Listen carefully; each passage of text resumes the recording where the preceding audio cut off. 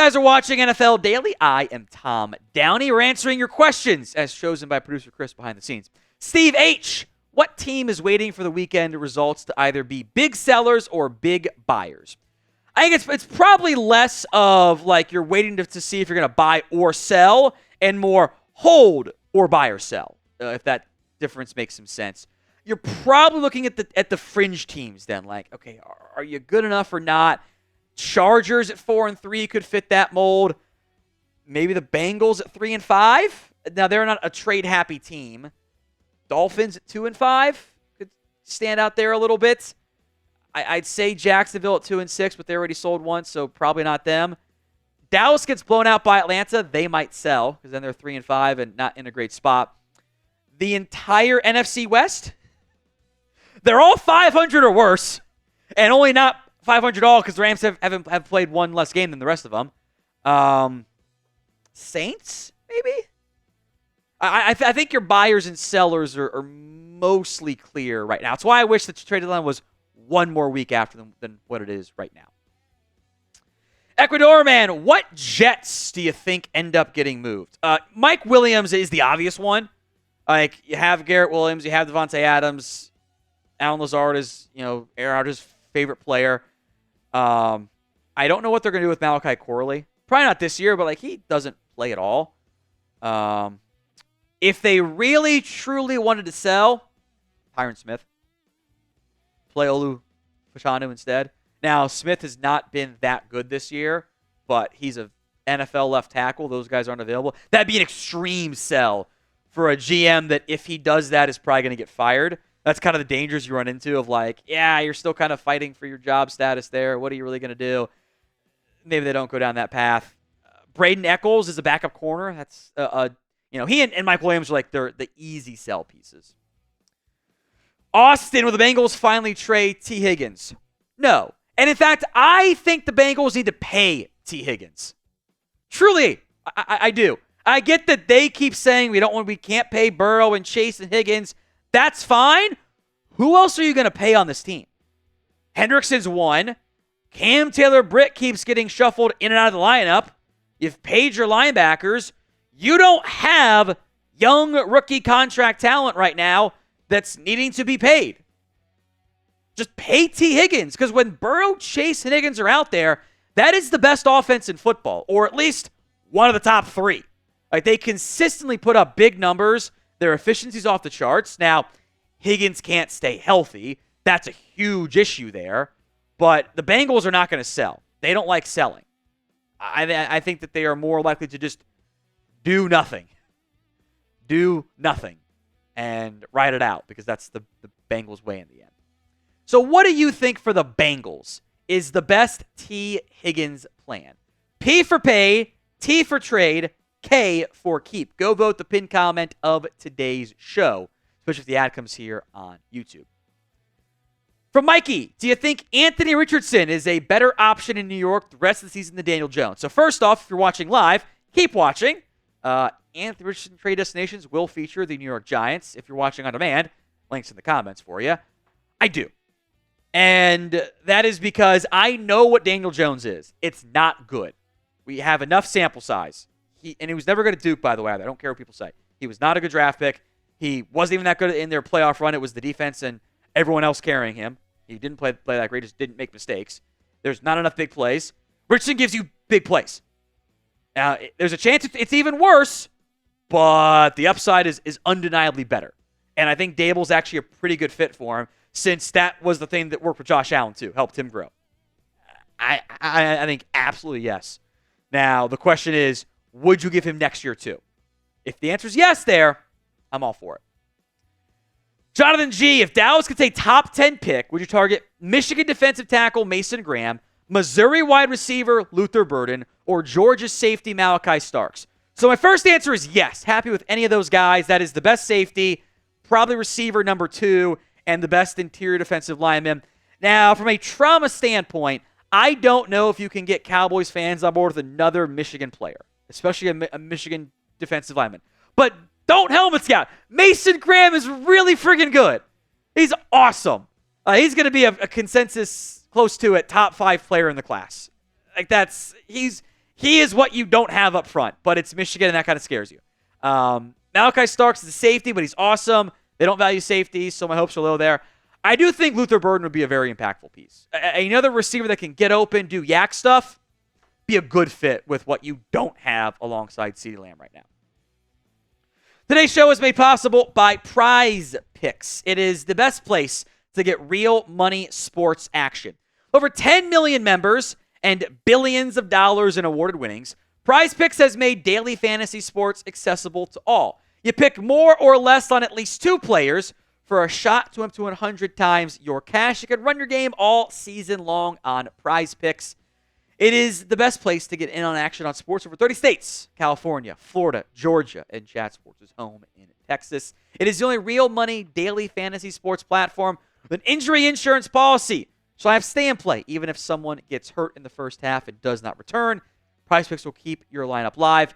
You just got to pick at least 2. My boy Harrison Graham this week, riding with this one. Caleb Williams and Kyler Murray, both more than on the rushing yards in that particular matchup. You can ride with Harrison or make up your own PrizePicks lineup. And you get $50 instantly once you play 5. You don't even need to win to get the $50 bonus. It is guaranteed.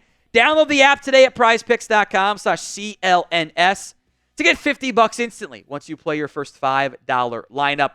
Links in the comments and the description of today's show. From Mike Nintendo Master, are the Chiefs done trading? Probably. You know, they've got their extra edge rusher. They've went out and made the move already for DeAndre Hopkins. I don't. Maybe they could do something like trading away someone like a Cam Thomas. I could see that. Because I don't know how he's going to get on the field ever. But I wouldn't expect a lot more. Nothing. I don't think anything else big. I think that team is probably mostly set, which is funny because the quarterback hasn't even played well and they're undefeated. Great. DC times Viper. Who do you blame for the Bears meltdown against the Commanders? The coaches or the players or both? Look, both is the cop-out answer, but it's also right. There were mistakes made by everybody. You don't let them get that little 5-yard quick out. Take that away. But it also shouldn't have mattered. Tyreek Stevenson, what are you doing, my guy? You are a pro athlete. You are a grade school level athlete. You don't need to be told, hey man, the game's going on, don't celebrate. Just pay attention to what's going on out there. Someone was like, oh, they're people. Yeah, but I know that. My toddler knows you don't give up till the game's over. Come on. That's inexcusable, and that's not really coaching to me. That's just your players aren't doing their job. Now, what is coaching is the play before that, and you handed it off to the guard on the 1-yard line? What are we doing out here? You're a backup guard, by the way. Why? How does that make sense? That's just a dumb play call. So the answer is everything. There's no reason they should have lost that game. And if they keep losing these close games in these situations, that's not worthy of keeping the head coach around. Sean, will the trade deadline being pushed back equal more trades? I hope so. I still think 2 weeks is probably the better answer here because I thought it needed to be pushed back before they added the extra week already. So I think mid-November is actually a better time, before you get to the Thanksgiving wonkiness schedule stuff. I think pushing it back an extra week or maybe even 2 is actually better. But I am hopeful that you do get more trades because trades are fun. It's entertainment. And I also think it makes teams in a better spot both ways. The contenders are in a better spot, and the pretenders are also getting better assets back to rebuild. So how many trades between now and the NFL trade deadline? Right now from when you're watching. Get those predictions in for me in the comments section of today's show. Amir, the Lions fan, what player do you think the Lions get realistically? I think the more realistic but also still really good pickup is somebody like Zadarius Smith. Now, maybe it's not actually Smith, but someone in that ballpark who can help replace the massive loss of Aiden Hutchinson. You need another pass rusher. We'll see if James Houston can kind of get going a little bit here, but like Isaiah Thomas is not a long-term solution for you. It's just not. Or you're in a short-term option. So I think somebody like Zadarius Smith would be a really good pickup for the Detroit Lions. Now, we will be live for the 2024 NFL trade deadline. Myself, producer Chris, will have you guys covered for the entirety of the deadline. So don't miss out. We'll break down every trade as it happens. Hit that sub button, youtube.com/chatsportstv. LaCoura Victor, could the Bengals sell Trey Hendrickson in the deadline? Again, I would be surprised. This is no different than the Tee Higgins conversation. Hendrickson's awesome. He is the only Bengals pass rusher consistently getting pocket push. Bengals, frankly, need another guy to help get after the QB, if not two guys, which they've got some young players that haven't developed yet, which has been their issue as of late. I would be stunned if they traded him because they need him, and they don't want to give up on the season quite yet. Christian, if DK requests the trade, Pittsburgh would be the number one destination, right? Because Wilson is DK's homie. They'd be the number one destination even if Justin Fields was still playing. It's Pittsburgh wants another receiver. The DK Pickens combo sounds pretty funny, but remember Russell Wilson doesn't throw over the middle very much. There's a lot of deep shots, which is fine. It's got a great moon ball still. Pickens and Metcalf fit that pretty well. So like Russ or Fields, like Pittsburgh wants a receiver. I think that very much makes sense. Bobby, Trey Lance of the Raiders. Who says no? The Raiders do. Like Lance looked better than Minshew and O'Connell in that preseason game. Cool.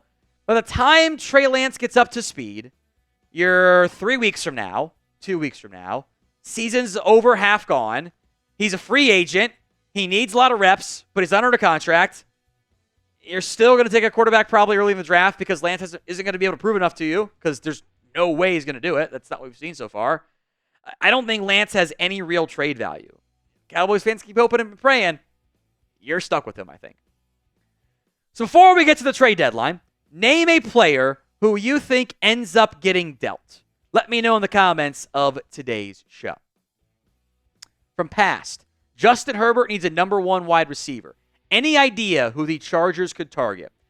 The available wide receiver crop of guys who I think are actually available is kind of thin right now. Hilariously, Mike Williams is actually kind of what they need a little bit of. They could use a bigger body on the outside. Loud McConkey's a nice piece. I think in reality, they're probably better off just waiting until the next offseason. The Chargers, to me, are kind of in a, hey, we're not bad, but this has always been a retooling, rebuilding year. Let's not put all of our chips in right now. Let's be a little bit patient and take a longer-term view than just 2024. From We Know Wife, these 304s, a $2 super chat. Thank you, my friend. Will the Cowboys get a top 10 pick? Need to replace Ezekiel Elliott? Honestly, I kind of hope you don't just go right back to the whole, hey, we're going to spend no assets to all the assets on the back. Now, if you spend money in free agency, you can talk me into the Ashton Jeanty conversation. It's a good running back class. Honestly, I'd spend a day 2 pick and a day 3 pick on the spot. That's what I would do. And I'd spend my top 10 pick on a receiver, a trench player, a safety even. And then I'd get, I can do Nick Singleton and Taj Brooks on day 2 and day 3. And that's a fun idea. Thunder and Lightning right there. I guess Lightning and Thunder. That might be a bit more valuable than, as good as Jeanty is, might be a better use of your assets. But you spend money and fill all your needs, Jeanty might be the best guy on the board. Just saying.